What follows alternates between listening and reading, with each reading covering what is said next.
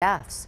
Now, the results, which have not been peer-reviewed, suggest that the United States is not approaching herd immunity and that the epidemic is not over yet. Italian tenor Andrea Bocelli revealed that he and his family all had coronavirus. The 61-year-old says he tested positive for COVID-19 in early March, but didn't suffer any extreme symptoms. Bocelli's wife and children also had the virus. They have all since recovered. Bocelli performed on Easter to a TV audience, which was after his diagnosis. He says he'll donate his plasma for research. And Mayor Kevin Faulconer now conducting his daily briefing on the situation here in San Diego. Let's listen in live. Of the Alpha Project. First and foremost, the San Diegans have continuing to do a very good job of flattening the curve. Thank you. Your support, your cooperation really has put us in this position to be able to continue to reopen both safely and responsibly. This three-day weekend was an important challenge, and San Diegans rose to that challenge and took it seriously. Beaches, of course, remained open with public health guidance in effect. Our restaurants began to reopen to the excitement, obviously, of many, and customers began to re-entering shops and stores. We continue to really try to set that right tone here in San Diego, setting an example how to reopen responsibly. Got a briefing from Chief Nisleit over the weekend and this morning. The fact that no citations were issued in the city over the weekend. The fact that when you have clear rules of the road, I believe people will follow them. So thank you, San Diego. And I want to continue to thank you for your continued cooperation, because that will make all the difference in the world for us to continue to move through these various phases. Today, I'm going to highlight a couple of things on our updates. First, an updates on next steps as we continue to safely reopen. Second, really a new opportunity that Bob's going to talk about to shelter families experiencing homelessness during COVID-19.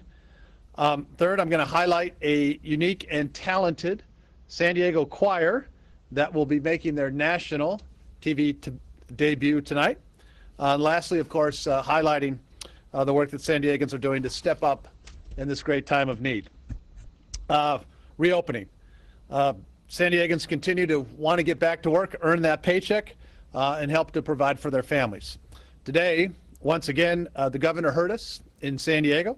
We've been given the ability to proceed even further with our reopening plans. For the second time in as many weeks, a request that San Diego made to the state of California has resulted in that statewide shift in policy.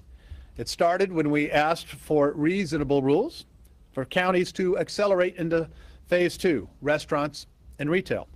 7 days later, of course, the state released more realistic requirements to do just that. Then last week, as we talked about, we asked the state to let San Diego pilot a phase 3 reopening because our health data shows that we're ready. And today, the governor took the first step in granting that authority to San Diego and to many other parts of the state. San Diego barbershops and hair salons can now safely reopen, effective immediately. Requirements include, of course, that you complete the county's safe reopening plan, you share it and you post it for employees and customers to see. You conduct temperature checks or health screenings for employees at the beginning and end of the shift. Provide face coverings for staff. Customers must bring their own. And of course, that schedule of frequent cleanings. And if an employee or customer is sick or has symptoms, they should not go into the salon or barbershop, obviously, and stay home. This is incredibly important. We continue to lead on accelerated reopening that puts the safety of employees and customers alike first. That's how we've approached this from day one. It began with the Recovery Advisory Group that we put together for businesses across the county to put forward those guidelines, many of them that we're seeing right now. And really, how do we allow our small businesses to take that next step to safely reopen? We also heard from both the governor and the county today on reopening religious facilities.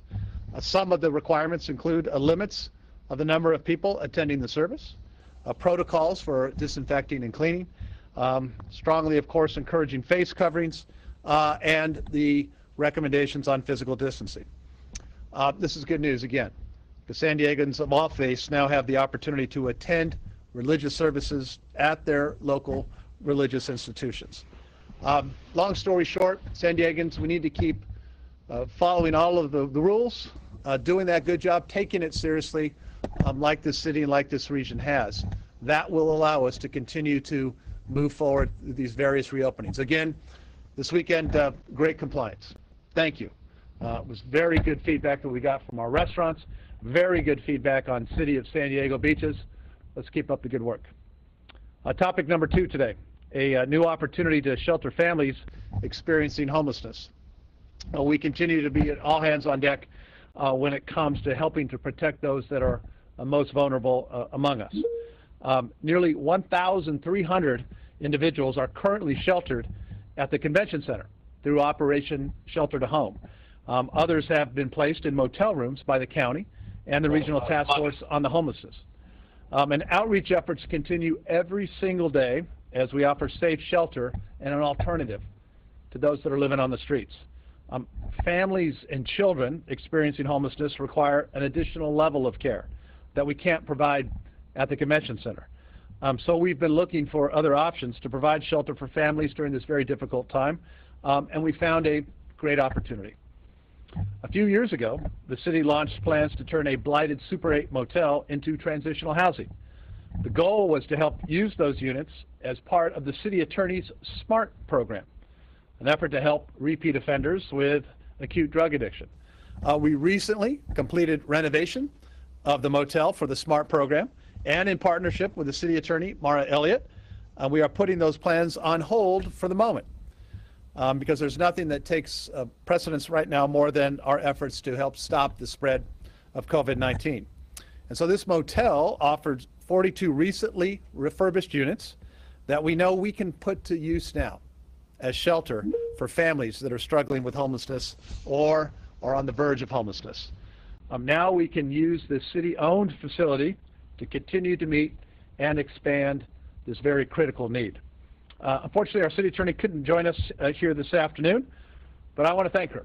I want to thank City Attorney Mara Elliott for her partnership and putting the attended use of this facility, which is incredibly important, on hold for now so we can help families, which is also incredibly important.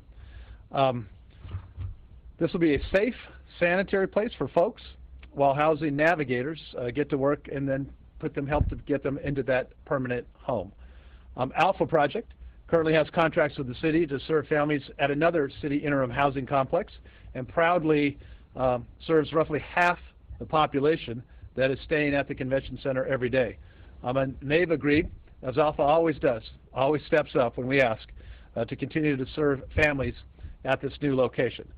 So I want to thank Bob, I want to thank you, your entire Alpha Project team for really stepping up for this new challenge and what this is going to mean for families, particularly during this very difficult time. And I'd like to have Bob McElroy, CEO of Alpha Project, come up and share a few thoughts. Bob?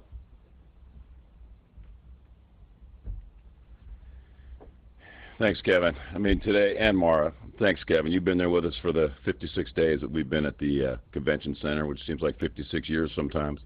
But it's been a tremendous blessing and a tremendous success. We've seen people come in that I've known on the streets for 20 years that are finally coming in to start the process of recovery. So it's been a miracle. Today is just a blessed day for us. We went down this weekend and looked at toured the site. And, you know, one of the toughest things we have to deal with on a daily basis are the phone calls that we get from families desperately trying to get inside, get out of cars, get out of the canyons, and, you know, start the process of recovery. So, you know, I want to thank you on behalf of all of them. In the very, very near future, there's actually a family outside the convention center right now, a mom and dad, a 1-year-old and a 4-year-old, that in the very near future are going to be inside with all the wraparound resources they need. The kids will have the libraries and the computer labs, on-site schools. We have gardens for the kids, and the parents can start accessing the resources that they need for that ultimate goal of permanent housing. That's the thing. It's not a static population. We'll start out with 42 families, and we are hoping and praying next year we'll double that as these people transition into permanent housing. But you know, it's not the We don't have something for everybody, but it's certainly going to be a program for other cities to emulate and for them to step up and take care of the families that are in their neighborhoods. And as I said, a tremendous blessing for our folks. I can't wait till tomorrow. Every day now is going to be, I've been refreshed now for the next couple of weeks to see these kids that we've seen out there for so long coming in and being able to be kids. So once again, thank you from all of us at Alpha Project, and thank you for your community. We will get through this together. God bless. Thank you, Bob. Well said, as always. Thank you for you and your entire team out there. Topic number 3 today, San Diego Choir on America's Got Talent tonight. We've talked a lot about, obviously, what we're trying to do to help our homeless friends and our neighbors. They're often there on the streets, being judged on their appearance in less than ideal circumstances that they find themselves in. But the book doesn't always match the cover, as they say. And like many of us, those experiencing homelessness have hidden talents that may surprise you. Tonight, all of America is in for a surprise. Tonight, a special group of San Diegans will be performing on the season premiere of America's Got Talent. And they are the members of the Voices of Our City Choir, a group of current and formerly homeless San Diegans and community members who have been gathering since 2016 to offer music therapy to those that are living on our streets. Voices of Our City Choir has been a fixture here in San Diego, performing at the San Diego Symphony and so many community events. Tonight, they will share their talents with the world. So on behalf of all San Diegans, I want to wish them good luck. Encourage you, if you're watching tonight, America's Got Talent. I think it's on at 8 o'clock. I heard this is a performance that you won't want to miss. Topic number 4, finally, our continued efforts to highlight San Diegans stepping up during this time of need. Usually, I like to highlight this time San Diegans who are stepping up to help their fellow neighbors.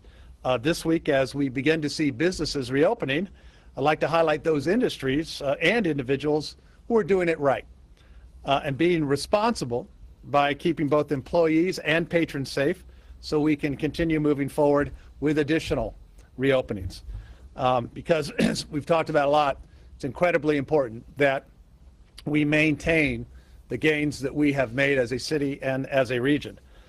One business that is doing things the right way is South Bark in South Park. The pet store not only has a clever name, but it has prioritized the safety of its employees and the community. They've installed sneeze guards and moved their operations to curbside pickup and delivery only. Customers can wait outside and receive their purchased items via the store's delivery dog, Russ, who is a statue of an English bulldog on a skateboard. You can see him on the screen now, I think. As certain services are reopening, they've begun their dog grooming services again with a contact-free drop-off and payment system. They're also ensuring customers who enter wear masks and keep their physical distance, and they only allow 3 customers in the store at the same time. This is one of just really many of the stores that we've heard in San Diego business who are following the rules, taking this seriously, keeping our community safe, keeping their employees safe, and keeping their customers safe. So thank you, South Bark.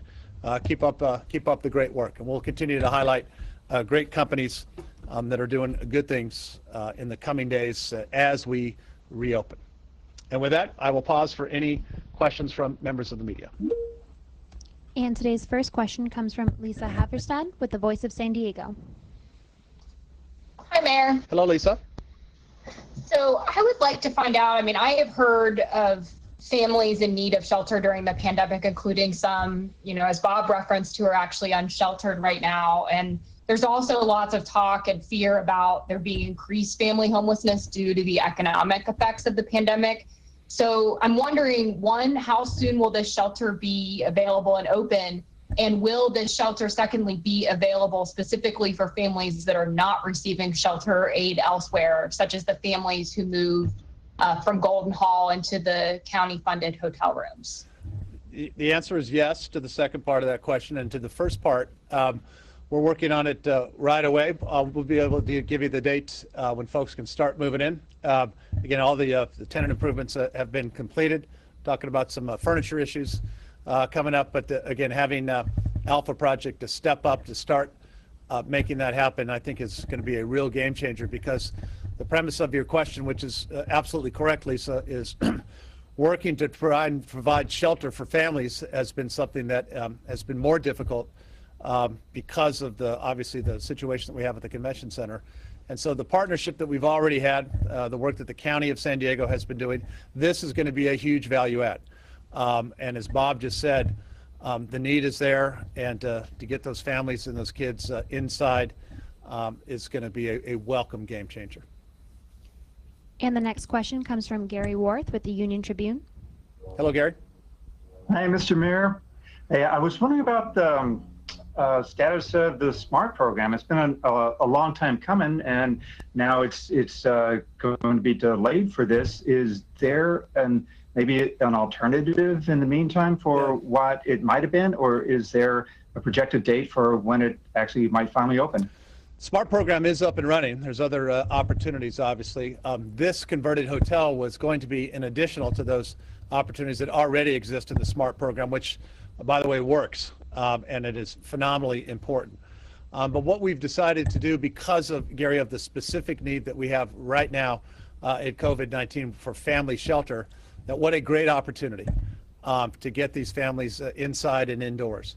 And so as we open this, we will obviously put this particular building on hold for SMART, but as we make some of that transition, it will be, the goal is to have this returned to the SMART program in the coming months.